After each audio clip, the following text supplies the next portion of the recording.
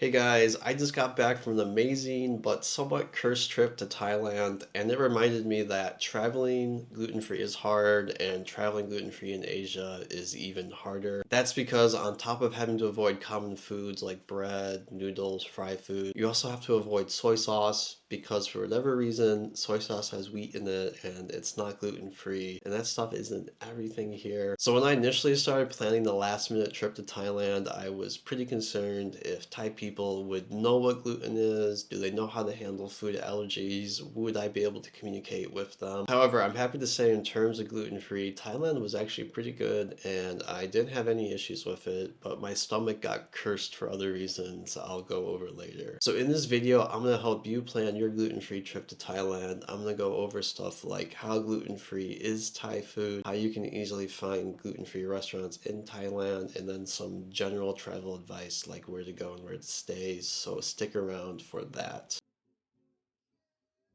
Or how to find gluten-free restaurants in Thailand. And to be honest, this is pretty easy. Thanks to all the Western tourists coming to Thailand, if you just search gluten-free on Google Maps or the Find Me Gluten-Free app, a lot of places will come up. So before the trip and while we were just chilling in the hotel or whatever, I searched for gluten-free restaurants and I would just pin anything that looked good on Google Maps. And then while we were out and about traveling, for the most part, I already had like a place pinned we could go to. We did, however, often find ourselves in places there wasn't any gluten-free restaurants in the area, and we did go off the script a few times, and these turned out to be some of the best restaurants we went to, and I'll share those with you. But first I want to talk about the communication. Everywhere we went, people spoke English, so I didn't really have any issues communicating with the staff. I also had a gluten-free explanation card in Thai on my phone, so every restaurant we went to that was not explicitly gluten-free, I showed them this and it worked really well. So I highly recommend doing that. I'll link the one I used in the description down below. I'm not sponsored or anything. I'm just making these videos because I want to help people travel gluten-free. So feel free to use the one I link or just Google it. There's so many out there. And in Thailand, I quickly learned a few things about the food. One, I thought I loved Thai food, but in reality, I just love pad Thai and gap pao rice. Everything else was just kind of meh and tasted the same to me. And I thought gap pao rice would be gluten-free. I make it at home and you just season it with the fish sauce, which is usually gluten-free. But we could not find gluten-free gap pao rice at any restaurant. So I was a little bit disappointed by that. And I was just slamming pad Thai and mango sticky rice most of the trip, which I was completely okay with because those are the best. And also the first day we arrived, there was a smoothie fruit truck by our hotel that was selling these amazing looking smoothies for 30 baht, which is less than $1. We got a watermelon one, which was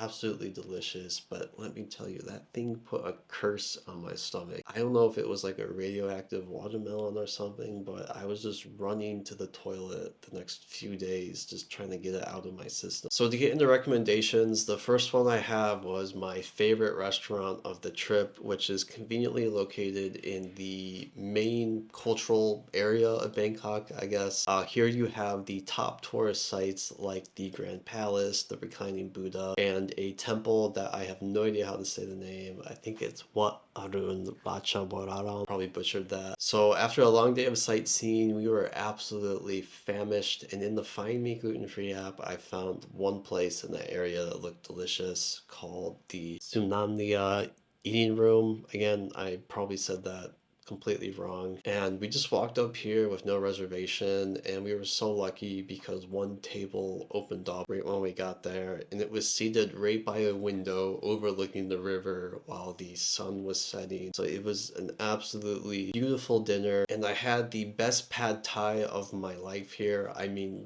look at this river front, look how big it is, and the head miso was absolutely delicious. It paired perfectly with the sweet tail meat. The pad thai noodles were a mix of acid, sweetness, and tang. Absolutely delicious. I slammed this so fast. Also, where did they get these river prawns from? Because the river in Bangkok is absolutely disgusting. Another restaurant I really enjoyed was in a place whose name I'm also going to butcher, the Chatukat Weekend Market, which is the largest weekend market in the world. And what is a weekend market? I still have no idea because it seems like it's open on weekdays too. But basically, it's just like hundreds, if not thousands, of tiny shops all jammed together. Anything you could want is there. I'm pretty sure it's all counterfeit, but hey, who knows? And in this weekend market, there was a bunch of food stalls and a food court, but everything looked kind of sketchy. So we actually gave up and we're planning to go back to the hotel area where there was way more options. But as we were walking back to the station, I heard a guitar play, and I absolutely love live music. So we went to check it out, and actually there was a restaurant there that had a really talented Thai guy playing guitar and singing like Beatles and John Mayer. And I looked, and all of the customers in the restaurant were like Western tourists. I was like, oh, this place is probably fine. And yeah, this was definitely a tourist place. The waiters spoke perfect English. I showed them my gluten-free Thai restaurant card. They took it super serious. And after confirming I could eat cashews 3 times, I got this giant fried rice and the hollowed out pineapple. Come on, how cool is that? The fried rice had a very gentle flavor, which was soft on my stomach that had been destroyed by a watermelon smoothie. And it was so delicious. I don't really think the hollowed out pineapple really added anything to the dish, but just the novelty of it was really good. And the dude playing guitar was absolutely a joy to watch. Next, I want to go over a cheat code for eating gluten-free in Thailand, and that is to download and use the Grab app. This app is basically Uber and Uber Eats stuck together and on steroids and super cheap. Like food delivery is 7 baht, which I think is like 20 cents or something, so you can just order as much as you want and don't even have to worry about the price. And on this app, if you just search gluten-free, a bunch of places will come up, so you can either note these down and go there while you're out and about, or just order delivery. I found a gluten-free pizza place I ordered from, and the pizza was some of the best gluten-free pizza I've ever had in my life. And on the box it said like best pizza in Asia, and like I looked up their website and it actually was rated like the best pizza in all of Asia. I also found a gluten-free hamburger place I ordered from. The hamburger was so-so, but it was really nice to eat some comfort food after my stomach had been obliterated by a cheap watermelon smoothie. Grab app is also a great way to get around Thailand. It's cheap and the prices are fixed, so you don't have to worry about getting scammed or haggling. We used it to go to and from the airport and it worked great for that. For getting around the city, it was kind of a mixed bag though, because unfortunately they're doing construction on like main road that goes through the heart of the city, and traffic was absolutely cooked. Like it would take like 40 minutes just to go a few kilometers because everything would be backed up all the time. So a lot of times the Grab taxis were super delayed, and it was faster just to hail down a cab or to ride the tuk-tuks. We actually found that the tuk-tuks were the most efficient way to get around the city because they're small and agile, and those drivers do not obey any traffic laws, so they're just zooming around. Downside of these tuk-tuks though is absolutely all of them were shamelessly scamming us. They always quoted a price that was way higher than what you'd find in the Grab app. Grab app would say like, oh, 30 baht, and then the tuk-tuk guy would be like 400 baht, which to be honest for a Western tourist still isn't that much money. I think it's like 10 bucks. So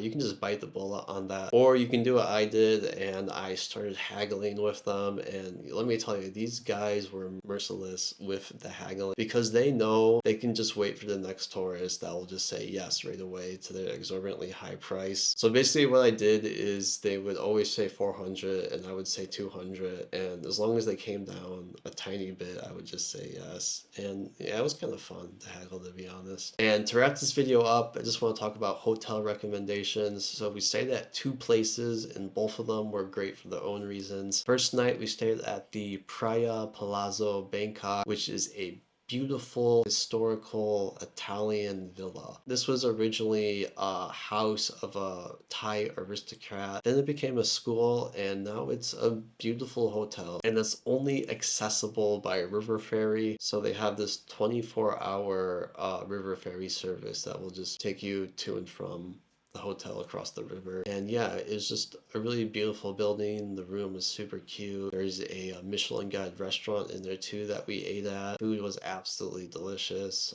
If you're looking for like a little romantic getaway, highly recommend this place. The only downside is it's on the west side of the city and a bit out there, so it wasn't the most convenient place for sightseeing. The other hotel we stayed at was the Sindhorn Midtown Hotel Bangkok in Siam, and that's like kind of the main downtown area where you have like Central World and all the other malls and shopping and tons of restaurants. As a tourist, this location was way more convenient because you had access to the Metro Line 2, which was worked really well for us, and it was really fun just walking around the malls there. It's crazy how big they are. They're like their own cities. The hotel too is like a 5-star hotel and was pretty cheap. In fact, the hotels in Thailand are so cheap. You can stay at like these amazing 5-star hotels for a very reasonable price. And yeah, that's my gluten-free guide to Thailand. Thank you so much for watching. If you have any questions or comments, please let me know down in the comments below. And if you enjoyed this video or found it helpful, please let me know and subscribe, like. This really keeps me motivated to keep making content for you. Okay, thank you. Bye bye.